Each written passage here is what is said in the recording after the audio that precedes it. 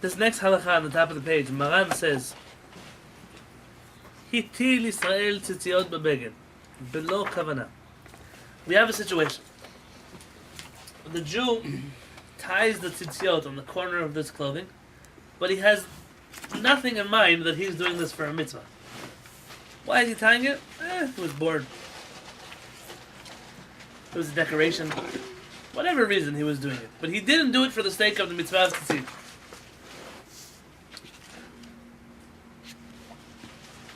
What do you say? Is this talit a kosher to wear or not? In other words, they didn't have the intention to tie it. Probably not. If you go to synagogue, a lot of times you pick up one. Because the intention is you what won't. makes the act a mitzvah. And according to Maran, Rabbi Yosef Karo holds that mitzvah tzichot kavanah. Mitzvah needs kavanah. If you don't do mitzvah without kavanah, it doesn't count. Let's read what Maran writes. Im en tzitziot acherim. If there are no other tzitziot, metukanim lehachshiro. If there are no other tzitziot that you could fix it with, or another pair to wear, yesh lismoch on harambam shemachshir. We rely on the Rambam, who says that it's kosher. Avad lo yivarech alav. But we cannot make a blessing on it. I mean, the Rambam holds it's kosher, but everyone else holds it's not kosher. So it's kosher enough to wear, but not kosher enough to make a blessing on. Tell me why. Why does that? Why does that work that way? How can it be kosher enough to wear, but not kosher enough to make a blessing on? And who would want such a talit? Okay, that's already a. I mean, if there was nothing else there in the shul, or this was, but of course they don't label them.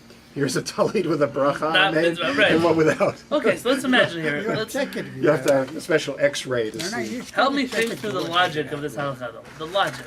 Okay. Why would I wear it but not bless on it? Because there was nothing else. So then I should make a blessing on it. Or if you have the mitzvah four-cornered garment. Oh, you're saying a talit, actually, not an item of clothing. Or if you already made it. No, it doesn't work that way. No, 'cause you can take Wearing it a off. talit is a what kind of mitzvah? Biblical. Yeah, but right. Making a blessing on a mitzvah is In a rabbanim. rabbinic. When you are in doubt as to whether or not perform a biblical commandment or not, what do? You do it, but you don't bless it. Well, you do it, meaning you have to be strict. Strict meaning wear it. What about the blessing? If you don't know whether or not you should make a blessing, maybe it's kosher or not kosher, what's the formula there? You are lenient, meaning you don't Bless. make a blessing. So that's why we wear it, because it's biblical to wear tzitzit, but we don't bless on it because that's only a rabbinic commandment, and the prohibition of saying Hashem's name in vain is biblical. So we'd rather wear it to maybe get the mitzvah of tzitzit, but not bless on it so that we don't maybe violate one of the Ten Commandments. So they're not two things that contradict each other. In fact, this is just the way the formula of halakha works.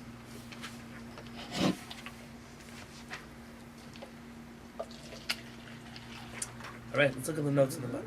If you go, some place in Brooklyn, if you go there, a lot of college over there. You can take it, but some of them not really kosher. That's something else. That's really two problems. One is you're borrowing a talit you don't own, and two is maybe that strings are ripped or they're old or. Why just in Brooklyn? It happens everywhere. Yeah, so what happens if someone comes into the shul and there's talit there?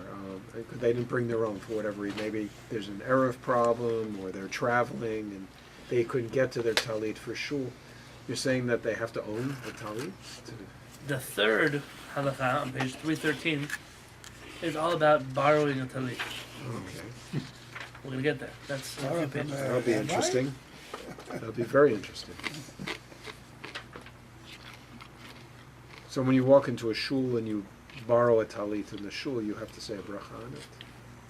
So we're gonna Yeah. see. This is halakha. That's interesting. Oh, Isn't that interesting? Millions of people take note that don't bring their own talit to shul.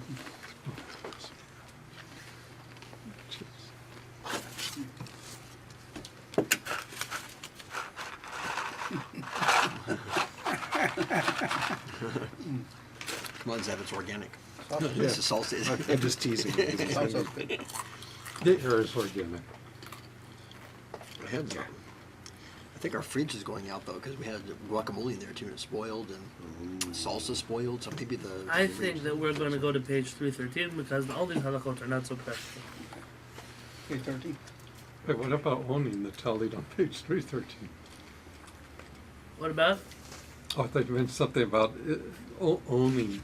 Yeah, that's what we're going to do because that's more practical than what Oh, we'll be 13 or reading. 15. Oh, 15.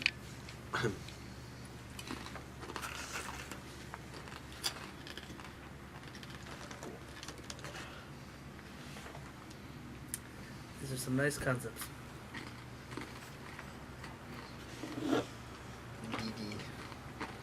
Meaty halachot.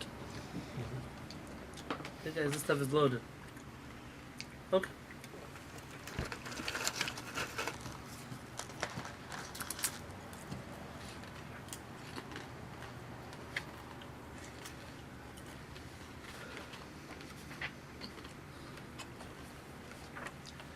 Page 313, Maran.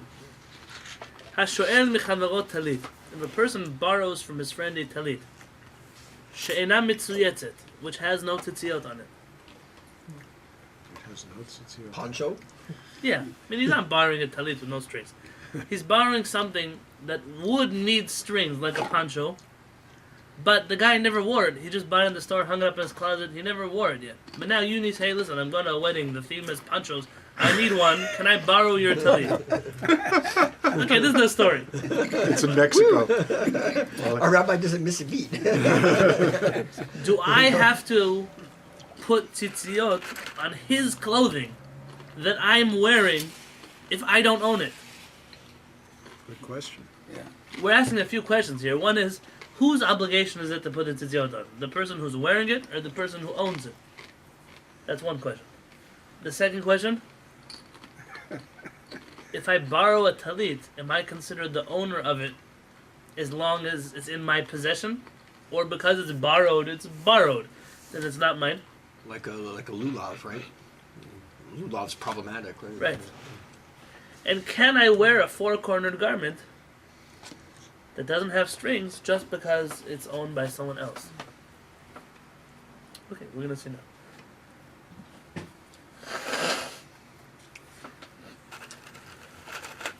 Patur, he's exempt melatil batzitzit, from putting tzitzit inside of it, on it, kol shloshim yom, for 30 days. It's like a mezuzah. What is 30 days? 30 days.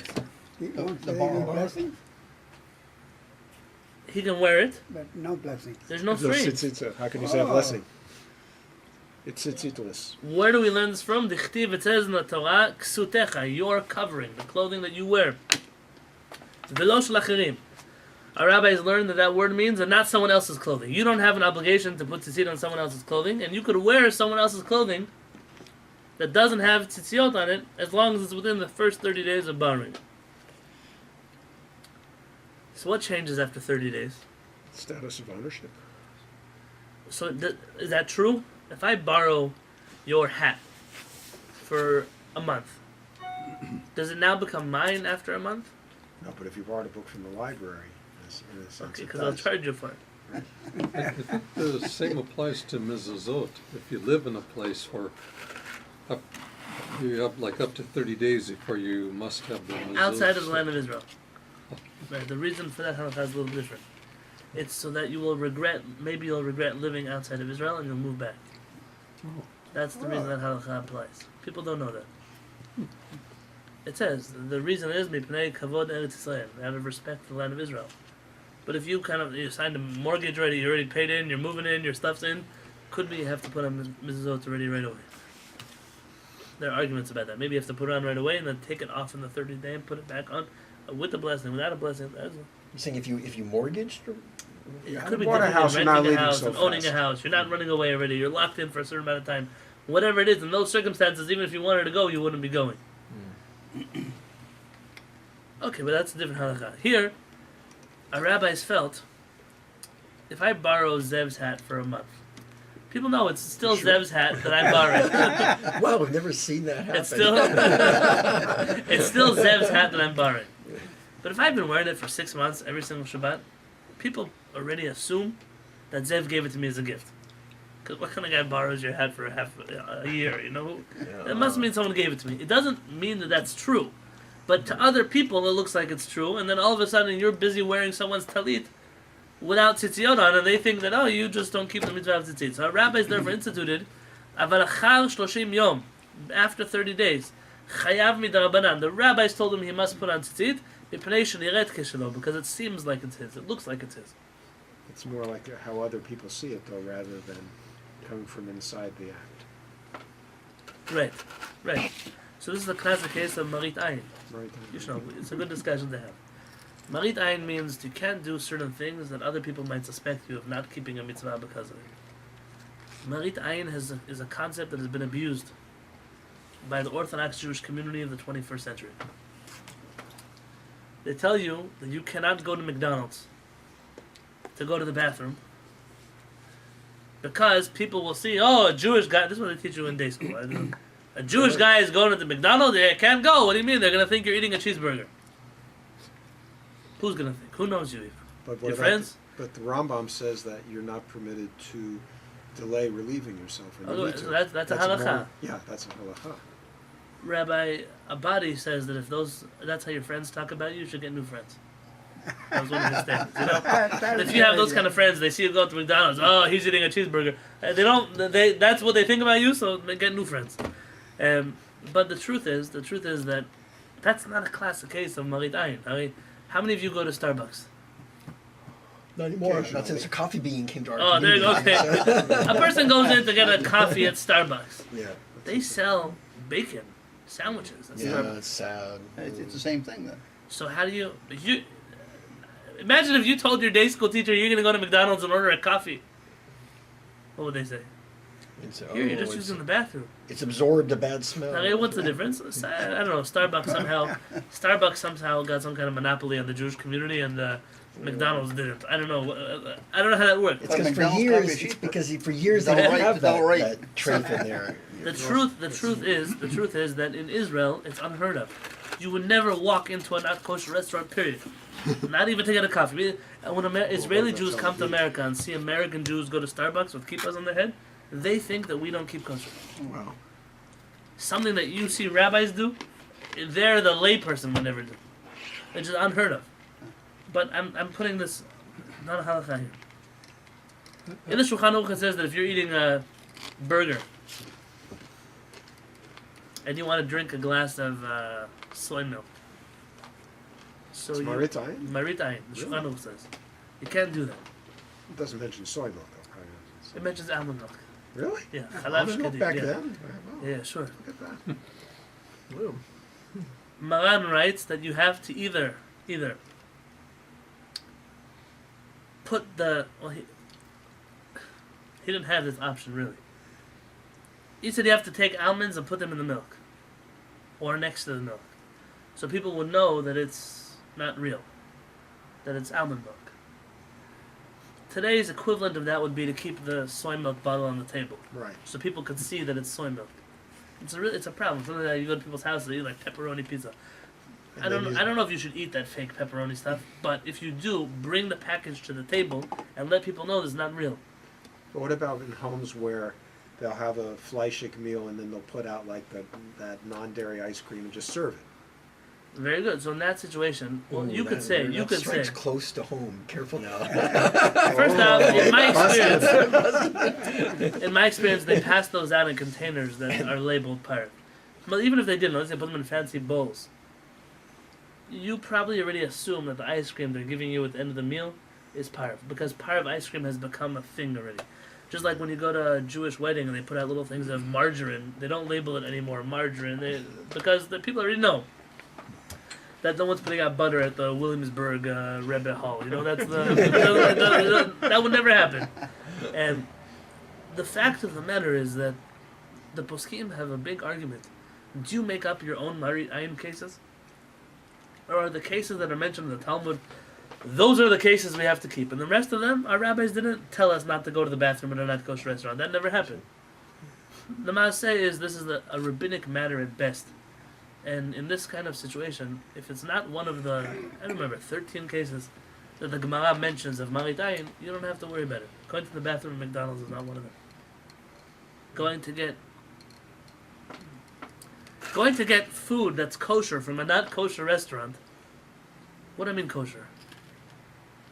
Not what you tell me you go to a vegetarian restaurant eating kosher. You go to the restaurant, you're seeing the guy make coffee in a coffee machine that's only made for coffee. He's putting it in a paper cup. You're watching it with your own eyes. This is kosher. Then what's not kosher about it? In that kind of situation, that coffee is kosher. And what I mean it's not Marit Ayin, the rabbis in the Gemara did such things. What do I mean the rabbis in the Gemara? 100 years ago rabbis did such things. How many times do you hear these stories? The Hasidim were traveling, they stopped over in this non-Jewish motel. They sat down at the bar, and they were eating omelets and drinking wine. I don't know what they were doing. This You is told us about the non-Jewish bread. If the non-Jewish yeah, bread, but I think these are stories that 100 years ago the Jewish community did. All of a sudden we've got this thing. It can't even be in the same factory. It can't even be in the same. We've. You know, Shulchan Aruch. I wish I had the whole set here. You open up a Shulchan Aruch and Maran talks about how many of you have a meat and milk ovens separate. Don't raise your hands. Okay, Dad raised his hand. I grew up like that. Sorry. That's I grew up. Doesn't exist in Israel. Doesn't exist in Israel, right? I'll tell you why it doesn't exist in Israel. By my mother-in-law, it doesn't exist because they don't eat dairy. Never. And if they do, it's always from the microwave. I don't know. They don't touch dairy. The soy milk is different. I'm not talking about soy milk here. Meat and milk. Maran writes in Halakha that if you have a grill, let's say you go into your friend's barbecue, and he's coming to your house. The next door neighbor, you invite him for a kosher 4th of July barbecue at your house. So you have your little steaks up there, or whatever you eat over there. Then he says, hey, I have my own steaks I brought from home. I got them in advance. And then he starts taking them out of the package. Can you put them in the grill with your meat? No, Why not? it's not kosher. So what?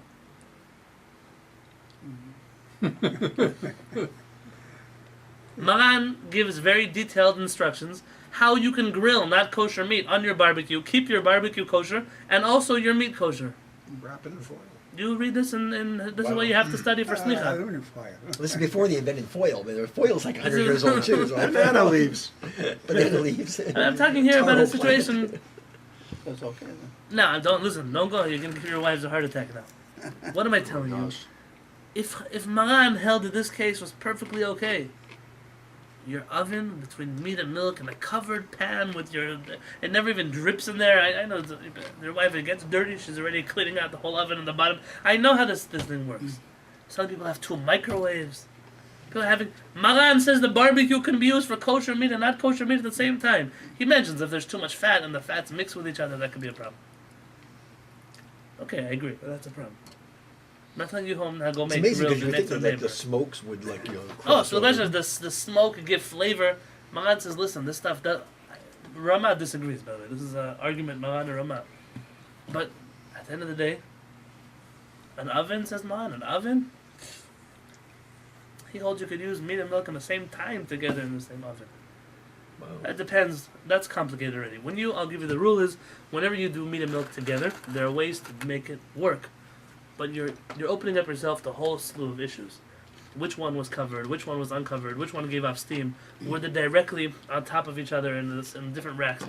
The Ramah says, listen, all the cases we mentioned until now in Shulchan Aruch, all of those are iffy. If you want to stay away from them, I let you stay away from them. But says the Ramah, bevadai shezeh achar zeh mutar. But if you do meat cycle in your oven, and then you put dairy in your oven, and then you put meat in your oven, and then dairy in your oven, Maran says, Ramah says, of course it's okay. Wow. So no question about it, says the Ramah. The only question is when you start doing them together. So how did we get from that to everybody has 2? I even So is Ramah talking about like hot, cold? Is it talking about hot, cold the next day, or hot like one dumb after in the a other in pie, the same heat, the same oven, the same. dumb in You cook tomorrow's one, you pie? take it Now out, you put the cook the brisket other in. Yeah. Done with tomorrow's cheesecake. Now put the brisket in. Yeah, exactly. Wow. Exactly. Now I was in a Sephardic kitchen in a Sephardic yeshiva in Jerusalem, because I'm not hating on Ashkenazim today, and they had 4 ovens: meat, milk, Part of parev, and fish. Because not only can you not eat fish and meat together, you can't have the fish cooked in the meat oven. Not only can you not have parivs, the pariv stuff cooked in the meat oven according to them is meat. I'm telling you the dairy things cooked in the meat oven are dairy. So how could the pariv things in the meat oven become meat? People stop learning halakha, they stop learning Torah. The world has gone crazy.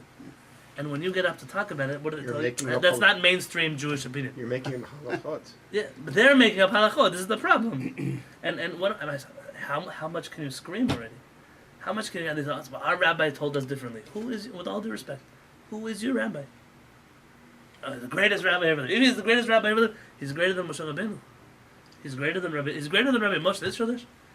He's greater than Rabbi Khan. But be a little bit mature. Tell me your rabbi sitting somewhere in L.A. is better than the whole generations of rabbis, Sfaradim, and Ashkenazim who came before him.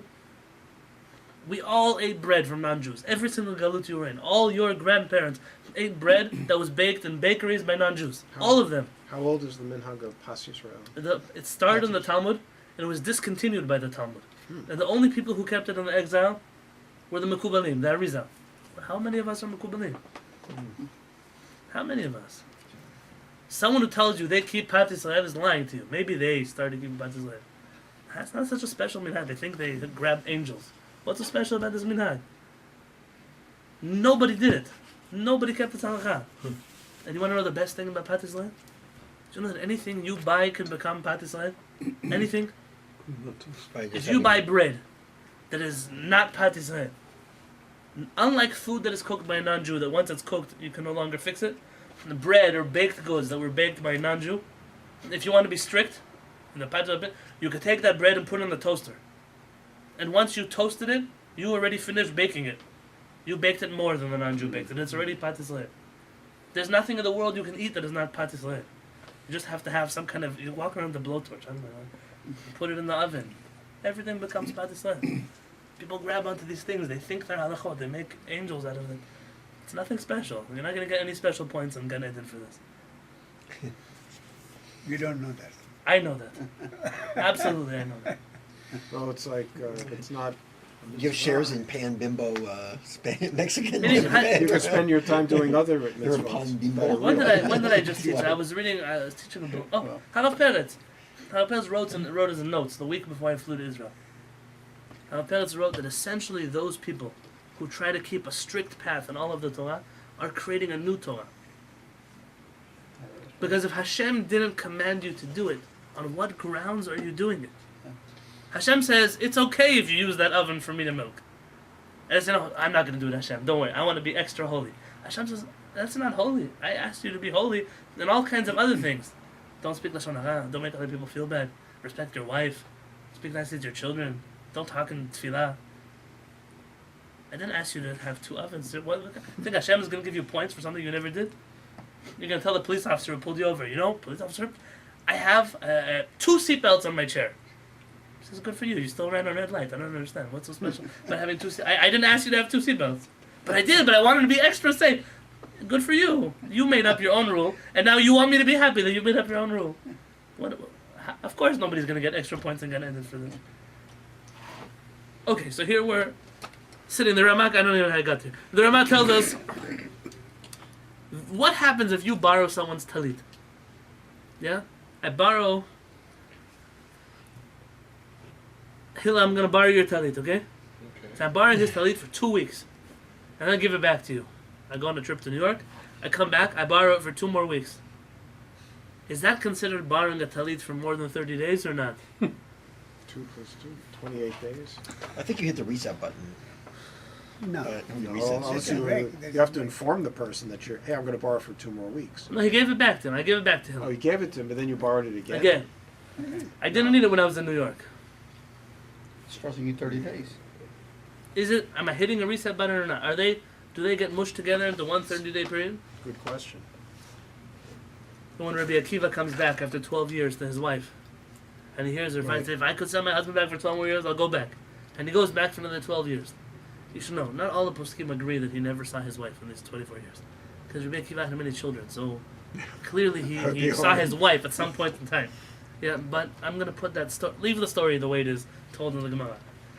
So Rabbi Akiva sees his wife, and he doesn't see her. He hears her, And he doesn't even walk in the door. Like, this story, 12 years, she's poor, she's living alone.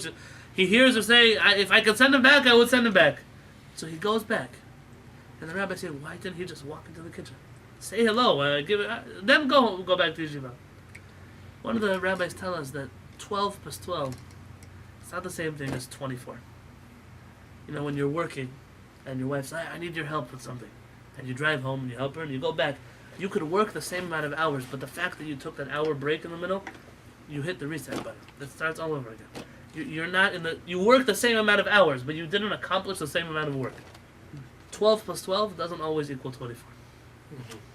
And so here, our rabbi, the Rama says, Haga, vim hichziro toch 30, if he gives it back to him after 30, between the 30 days, the chazal ul kachon, he takes it back again.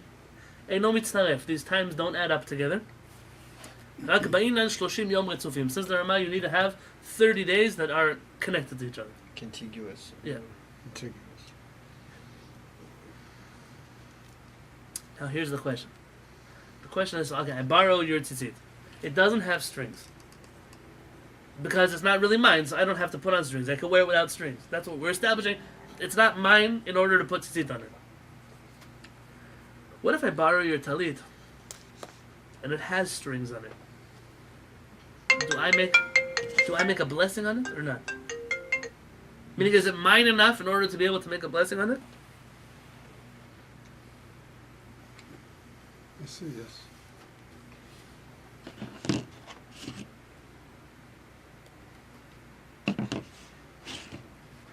Says Maran, Shala kshim mitzuyetzet, and I borrowed it with strings on it. Mevarech aleha miyad, you make a blessing the first day that you wear it. It's First yours. day. It's yours enough. I mean, you don't wait 30 days and then start making a blessing.